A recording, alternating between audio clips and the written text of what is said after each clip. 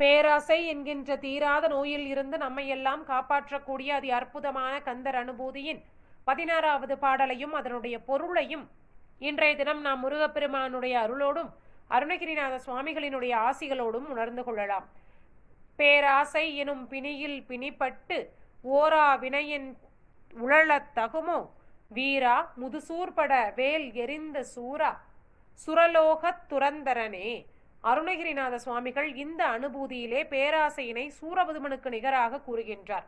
சூரபதுமன் பேராசையின் காரணமாகவே சிவபெருமான் தனக்கு கொடுத்த அந்த வரத்தை துஷ்பிரயோகம் செய்தான். அந்த ஆணவம் பிடித்த பேராசை என்கின்ற பிணியால் சிக்கிக்கொண்டு தவித்த அந்த சூரபதுமனை முருகப்பெருமான் தன்னுடைய வேல்படையை கொண்டு இரண்டாக பிளந்து சூரபதுமனை அழித்து அவனுக்குள் இருந்த அந்த பேராசையினையும் ஆணவத்தையும் அழித்து தேவர்களுக்கு சிறை மீட்டு தேவர்களை மிகவாழச் செய்தார். அப்படிப்பட்ட முருகப்பெருமானே, உன்னுடைய அடியானாகிய நான் பேராசை என்கின்ற பிணியிலே சிக்கிக்கொண்டு தவிப்பது தகுமா உனக்கு?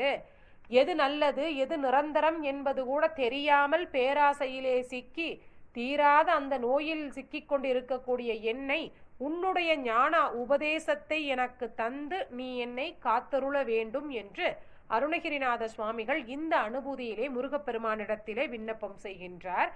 பேராசை, அதாவது நம்முடைய பிறவிக்கும் நம்முடைய துன்பங்களுக்கும் காரணம் ஆசை. அப்போது பேராசை என்பது நம்மிடத்திலே இருந்தால் நமக்கு தீராத துன்பம் என்பது வாழ்க்கையிலே நிறைந்திருக்கும்.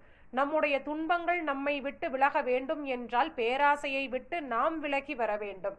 அப்படிப்பட்ட பேரருளை பெற்று தரக்கூடிய அற்புதமான கந்தர் அனுபூதியினுடைய 16வது பாடலை தினம்தோறும் முருகப்பெருமானை நோக்கி மனம் உருகி பாராயணம் செய்து அவனுடைய அருளாலே நிரந்தரமான மகிழ்ச்சியை தரக்கூடிய இறை திருவடியை நாம் அடைவோம். வெற்றிவேல்.